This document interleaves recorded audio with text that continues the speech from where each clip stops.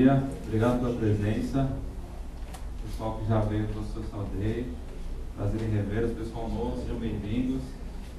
Esse é o Social Day mais light aí, pelo do tempo, mas tá valendo. Bom, o tema do Social Day de hoje é privacidade digital. Tá? É um assunto que está bem aí atual, está rolando bastante, em função de vários acontecimentos que tiveram aí. E o Social Day, como vocês já sabem, é um evento focado em relacionamento com consumidores e empresas, né? E o tema sempre debate situações que envolvam esse contexto. Tá? Então, a gente vai ter hoje, só para recapitular rapidinho, daqui a pouco um hangout com jornalistas e formadores de opinião que vão entrar aí para conversar com a gente, pessoal de Portugal, da Espanha, que está aí conectado assistindo o Social Day e vai trocar uma ideia a respeito do tema. Bom, para falar primeiro de privacidade digital, a gente tem que voltar um pouquinho no tempo para mostrar que não é uma coisa tão nova, né? É um assunto atual, mas não é algo novo.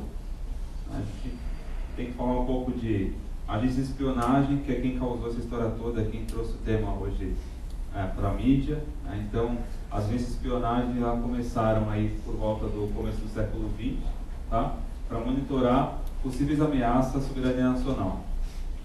E a mais conhecida de todas é a CIA, né? Apesar do 007 ser o agente mais conhecido e ser britânico, a CIA é a mais conhecida, né? Que é a Central de Inteligência Americana, criada em 1947.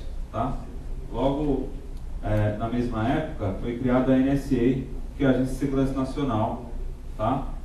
Que foi criada na Guerra Fria para espionar a comunicação de outros países, decifrar códigos e desenvolver criptografia para o governo americano. E após o ataque de 11 de setembro, né, o fatídico, em Nova York, essa agência começou a tomar bem mais corpo, começou a ganhar bem mais poderio, né, e se tornou o que é hoje. E essa agência, a NSA, que é a protagonista aí do caso Snowden, que é o ex-agente da CIA e depois da NSA, que divulgou, né, na internet alguns dados, que é o porquê nós estamos aqui hoje discutindo esse assunto, e é porque todo mundo está conversando sobre esse tema de privacidade, né? O que o Snowden falou que foi tão interessante assim? Que o governo norte-americano espionava todo mundo, né? Vários países, várias soberanias, e não respeitava fronteiras e tudo mais. Até aí todo mundo já sabia, não tem grandes novidades, espião espiona, o governo norte-americano é soberano e faz o que quer. Mas o mais interessante, que é o que chamou a atenção dos consumidores em geral, dos usuários de internet em geral, é o quê? Que ele declarou, através de documentos, etc., que o governo norte-americano se valia de dados extraídos de empresas privadas de tecnologia, como o Google, o Facebook, a Microsoft, né, a Apple, e essas empresas teriam, segundo ele, segundo várias notas na imprensa que saem até hoje, vantagens econômicas, impostos, etc. Tá? E aí criou toda uma confusão, porque você confia numa empresa, você deixa seus dados lá, por mais que você desconfie que ela utilize seu dado para alguma coisa, você não sabia que ela de fato vendia para o governo. Eu adoro uma teoria da conspiração, então eu sempre achei que o Facebook alguma coisa tinha, não vai dando dinheiro, muita coisa em cima do Facebook para um software, mas enfim, tá aí a história toda, né?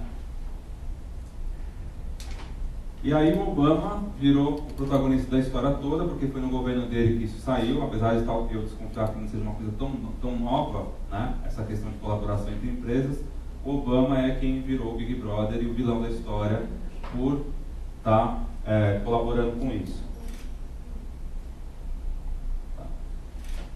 Aqui no Brasil, nós temos também a nossa agência brasileira de inteligência, que também espiona diplomatas, etc. Está aí até um infográfico, depois vocês podem baixar essa apresentação se quiserem, falando de várias operações que a ABIN participou, né? Operação Café, Operação Chá, enfim, espionando diversos diplomatas e pessoas de vários países que estarão no Brasil, então também não é um país que não espiona, né? E até para mostrar que esse tema não é uma coisa tão nova, né? E para estabelecer um paralelo, ver como isso é engraçado, a gente sabendo dessa informação e pegando um pouco da história dessas empresas, a Microsoft e o Google sempre brigaram, né? E a Microsoft sempre acusando o Google de usar os dados dos seus consumidores para ganhar dinheiro, de abrir e-mail, de rastrear e tudo mais.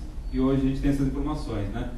E a Microsoft também, para quem já está mais tempo aí na informática, sabe que a Microsoft sempre foi acusada de utilizar os dados dos seus consumidores para fins comerciais. Não tinha-se prova, mas todo mundo sempre desconfiava, sempre saía matérias a respeito. Então, é uma história que essas empresas já têm, né, dessas práticas. Aí a gente trouxe até um videozinho aqui.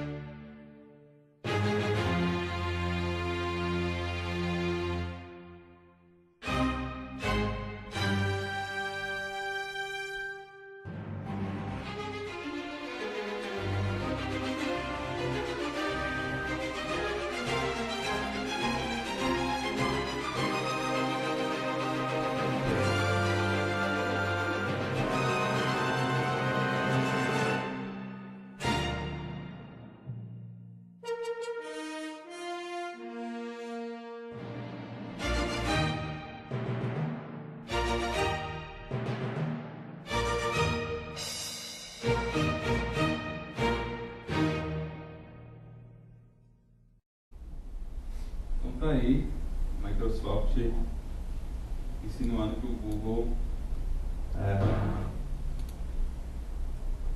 usa informações dos seus consumidores para enriquecer. Bom, o Google é uma empresa bem peculiar, né? É uma empresa mais jovem, de outra geração que a Microsoft, então ele não esconde muito essa questão da utilização dos dados do consumidor dele para levar vantagem comercial, né? Recentemente até o Google foi pego em flagrante, né? Coletando dados de Wi-Fi através dos seus carrinhos ali do Street View, dados de Wi-Fi aberto, pegando e-mail, nome, enfim, informações de Wi-Fi e cruzando esses dados com localização, imagem, etc.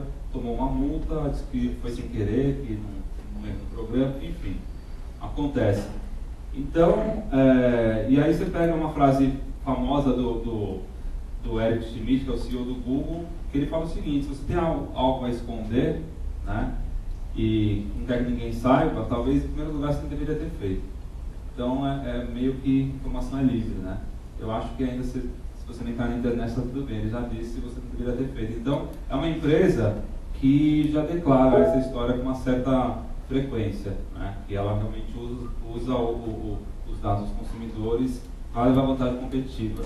E até recentemente, acho que anteontem, né, o CEO do Google declarou que se o governo dos Estados Unidos realmente usa os dados dele para espionar pessoas, é legal que eles não colaboram com isso e tudo mais. Por outro lado, tem uma história aí antiga já de ex-funcionários do Google trabalhando no governo Obama, do Google patrocinando a campanha do Obama. Então, tem uma série de informações aí que é difícil você saber em que acreditar. Tá?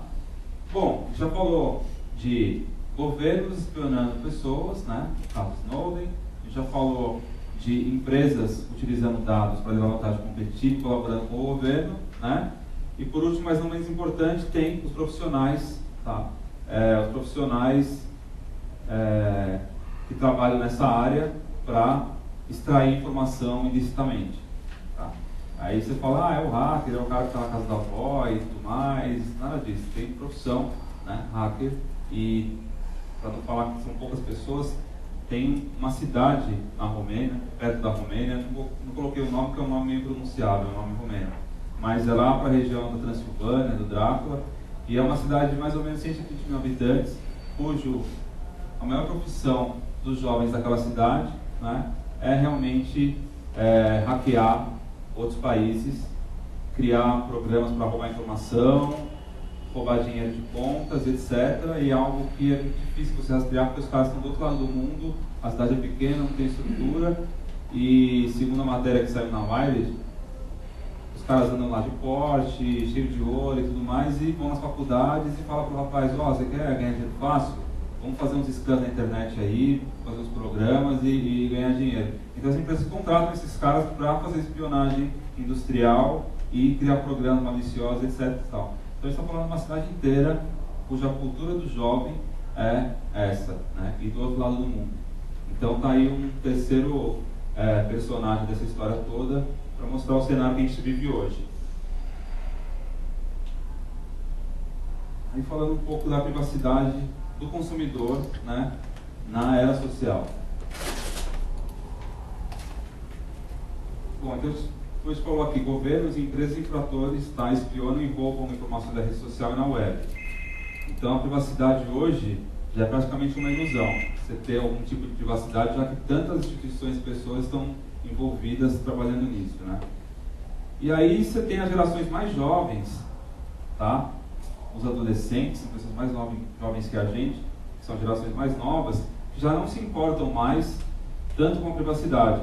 Talvez seja uma consequência disso, talvez seja uma nova tendência, né, uma nova forma de visualizar a informação, mas o fato é que, segundo uma pesquisa feita com 809 adolescentes nos Estados Unidos, 91% postam fotos de si próprio, 71% postam a cidade em que moram, 92% o nome verdadeiro nas redes sociais, e 84% postam seus interesses, músicas, livros e filmes.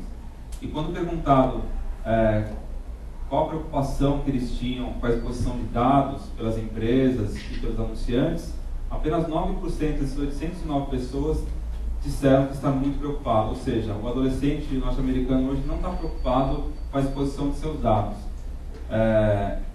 Para quem reparar aqui em adolescentes brasileiros vai perceber isso também. Tem muita pouca gente preocupada com a exposição de dados. Você vê adolescentes colocando no Instagram o telefone celular para acessar via WhatsApp, então uma exposição de dados bem grande, né? Então é um outro fenômeno acontecendo em paralelo à preocupação. Gerações preocupadas com privacidade, gerações mais novas totalmente preocupadas com essa questão, né? Aí você tem algumas soluções que os países estão criando para essa questão da privacidade digital, né? Maior rigor na fiscalização das empresas, parte dos governos, tá?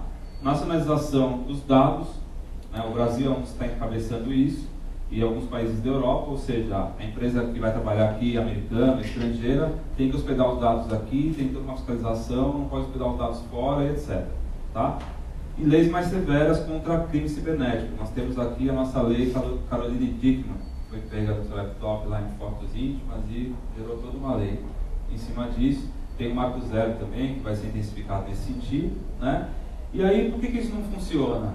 Né? Não é minha opinião, isso está sendo amplamente debatido na internet no mundo inteiro, então, opiniões especialistas. Primeiro, rigor na fiscalização por empresas e por parte dos governos. Você gera um conflito de interesse. Então, a gente acabou de ver aí que o Obama e o Google têm uma relação muito além, né, o convencional. Então, você geraria um conflito de interesse entre as empresas que acabaria não funcionando, né? Nacionalizar os dados, segundo especialistas, isso gera um custo impraticável no mercado, porque gera um custo altíssimo de hospedagem, etc., né? E além de ser ineficaz, porque você não consegue proibir uma empresa de transportar dados através da internet ou de redes sociais, etc. Tá? E também no mundo digital não tem fronteiras tão visíveis. Você vê que tem cidades inteiras dedicadas ao hacking e trabalhar dados ilegais. Então é muito difícil você rastrear um cara lá na Transilvânia e fazer toda essa história acontecer num país como o Brasil, por exemplo, que tem um gap tecnológico tão grande. Bom, então nesse cenário, né, o que o consumidor pode fazer para ter algum tipo de controle da sua informação, né?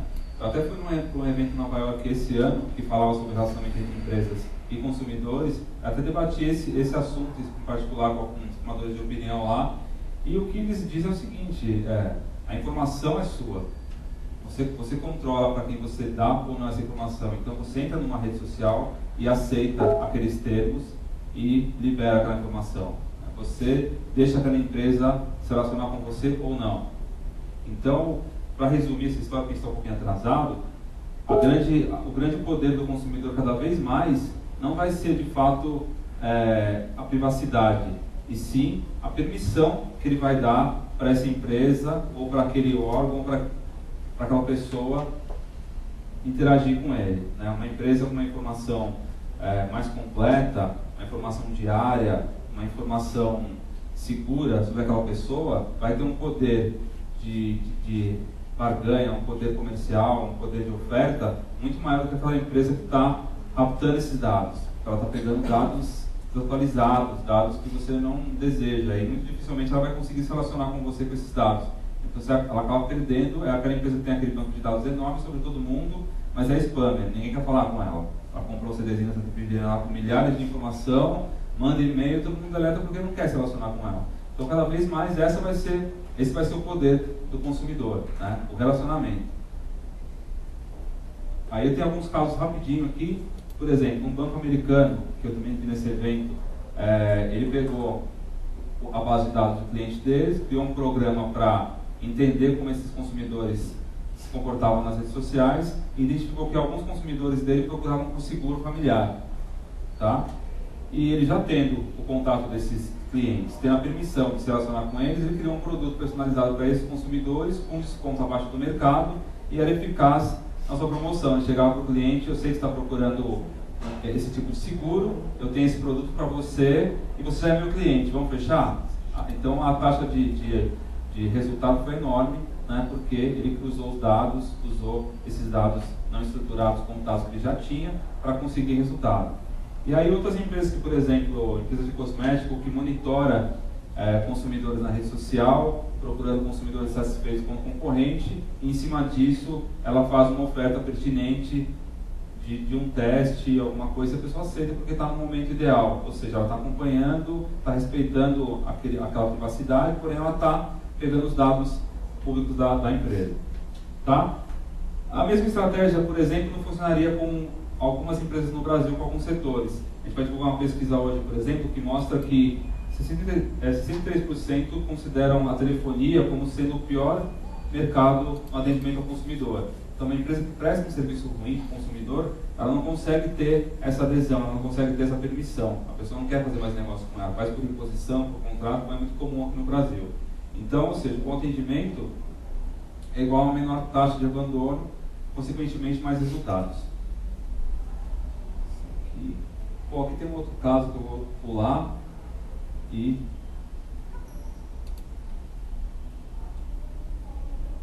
mais tarde. E vou entrar aqui num hangout. A gente convidou, como eu falei, alguns formadores de opinião para conversarem com a gente sobre o assunto, tá? Então, vou pedir para vocês um minutinho assim, para configurar o hangout, chamar o pessoal, e a gente vai bater um papo em paralelo a isso.